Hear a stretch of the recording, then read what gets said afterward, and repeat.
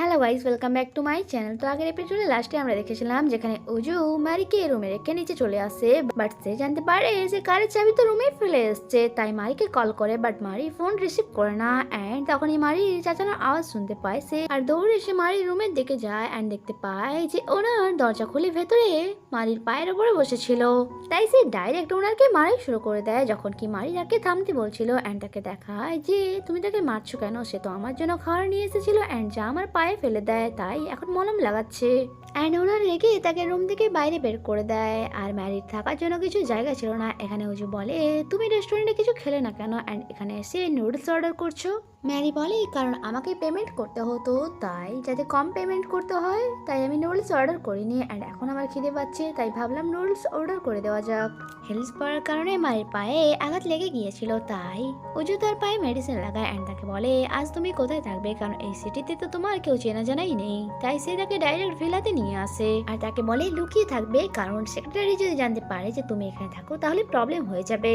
তাই ম্যারিকে সব light off করে থাকতে বলে। অন্যদিকে আমরা ওই এমপ্লয়কেই দেখি যে ফ্রডের ব্যাপারে আঙ্কেলকে বলেছিল। এখানে আঙ্কেল তাকে ডেকে বলে তুমি খুব ভালো কাজ করেছো। আঙ্কেল তার প্রশংসা করে অ্যান্ড তাকে কিছু খাওয়ার জন্য দেয়। অ্যান্ড সে যখন সেটা খেয়ে কার ড্রাইভ করে যাচ্ছিল রাস্তাতেই তার অ্যাক্সিডেন্ট হয়ে যায়, তাই সেখানেই তার ডেথ হয়ে যায়। যা থেকে আমরা জানতে পারি আঙ্কেলই যে কোম্পানিতে ফ্রড করছে। আর যেহেতু এই এমপ্লয়টি জানতে পেরে গিয়েছিল, তাই প্রমাণ মেটানোর জন্য তাকে রাস্তা থেকে সরিয়ে ফেললো সে। নেক্সট মর্নিং আমরা ম্যারিকে দেখি সে তার ভিলাতেই ছিল অ্যান্ড ঘুম থেকে উঠে যখন বাসার বাইরে আসে সে সেক্রেটারিকে দেখতে পায়, তাই সে লুকিয়ে যায়। এরপর সেক্রেটারি অফিসে আসে অ্যান্ড বসকে বলে বস আমাদেরকে একটু ফিয়ার করতে হবে, যার কারণে আপনার নাম অ্যান্ড আপনি ফেমাস হয়ে যাবেন। আর যার জন্য আপনাকে নিউ হাউসে যেতে হবে, সেখানে তার হাজব্যান্ড আর তার সাথে কথা বলতে হবে অ্যান্ড রিপোর্টারও আসবে আফটার ইন্টারভিউ নেবে। আর যার জন্য বসও রাজি হয়ে যায়। অন্যদিকে সেক্রেটারি ম্যারিকে কল করে এইসব ব্যাপারে জানিয়ে দেয় যে নেক্সট ডে ডেট ফিক্স করা হয়েছে, তাই ওই দিন তোমার হাজব্যান্ডের সাথে তোমাকে বাসায় থাকতে হবে।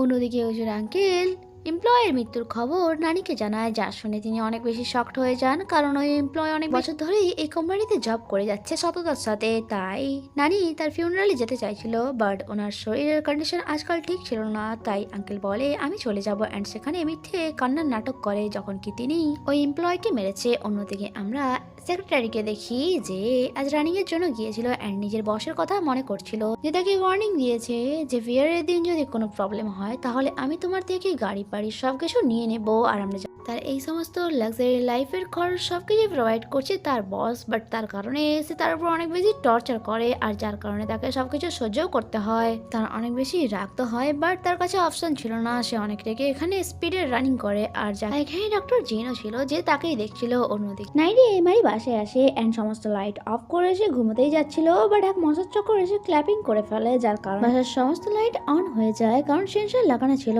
অ্যান্ড বাসার বাইরে দাঁড়িয়ে ছিল সেক্রেটারি, যে বাসার লাইট এভাবে অন অফ হতে দেখে বাইরে এসে বাসার ডোর নক করে অ্যান্ড তাকে একটি ফর্ম দেয়, যা এই এরিয়া দিয়ে কার রেজিস্ট্রারের জন্য ছিল। অ্যান্ড এখানে ম্যারি তাকে জানায় বাসার লাইট অফ হচ্ছে না, তাই সেক্রেটারি ভেতরে গিয়ে তাকে জানায় অ্যাকচুয়ালি সেন্সর লাগানো আছে, তাই এভাবে ক্ল্যাপিং করলে এই লাইট খুব সহজেই অন অফ হবে। অ্যান্ড ম্যারিকে জিজ্ঞাসা করে তোমার হাজবেন্ড কোথায়, তোমার হাজবেন্ডকে দেখতে পাচ্ছি না, আর নাই কোনো তার জিনিসপত্র। মারি জানায় অ্যাকচুয়ালি তিনি নাইট জব করেন একটি ছোট কোম্পানিতে, আর ওনার সমস্ত জিনিস আমরা ওপরে প্যাক করে রেখেছি। যা শুনে সেক্রেটারিও সেখান থেকে চলে যায়। এরপর সে অজুকে কল করে সমস্ত ব্যাপারটা জানায়। অজু বলে তো কি হতো যদি তোমাকে মশা কেটে নিত, তুমি ক্ল্যাপিং কেন করলে। আর নেক্সট ডে তারা দুজন স্টুডিওতে এসেছিল ওয়েডিং ফটো শুট করার জন্য, যাতে কারোর সন্দেহ না হয়, তাই তারা প্ল্যানিং করছিল, কারণ নেক্সট উইকেই তার বাসায় অনেকেই আসবে ইন্টারভিউ নেওয়ার জন্য। সিচুয়েশন অনেক বেশি রোমান্টিক হয়ে গিয়েছিল অ্যান্ড তাদের ফটো অনেক সুন্দর উঠেছিল। অ্যান্ড ওই স্টুডিওর বাইরেই আমরা ডক্টর জিনকে দেখি, যে তার ফ্রেন্ডের সাথে ফটোশুট করার জন্যই ওখানে এসেছিল। অ্যান্ড ওই যখন ফটোশুট করার পর বাইরে আসছিল, জিন তাকে দেখে নেয়, আর যাকে দেখা মাত্র ওই জিন আবারও ম্যারিকে সাথে করে স্টুডিওর ভেতরে নিয়ে চলে যায়, বাট জিন তো বাইরে চলে এসেছিল। অ্যান্ড এখানে উজু বুঝতে পারছিল না যে সে কি করবে। আর ডক্টর জিন যখন দরজা খুলে ভেতরে তাকায়, সে বলে উজু তুমি আছো এখানে বুঝি, বাট সে সেখানে এক কাপলকে কিস করতে দেখে অনেক বেশি ঘাবড়ে যায়। আর আমরা জানতে পারি এই কাপল আর কেউ নয়, উজু এন্ড মারি ছিল। উজু অ্যাকচুয়ালি উজু তাকে এখানে কিস করছিল যাতে সে ধরা না পড়ে। অ্যান্ড এখানে এই ভিডিওটি শেষ হয়। আগে কি হয় তা জানতে স্টে কানেক্টেড। ভিডিও ভালো লেগে থাকলে লাইক কমেন্ট অবশ্যই করবেন। দেখা হচ্ছে পরের এপিসোডে। Bye bye.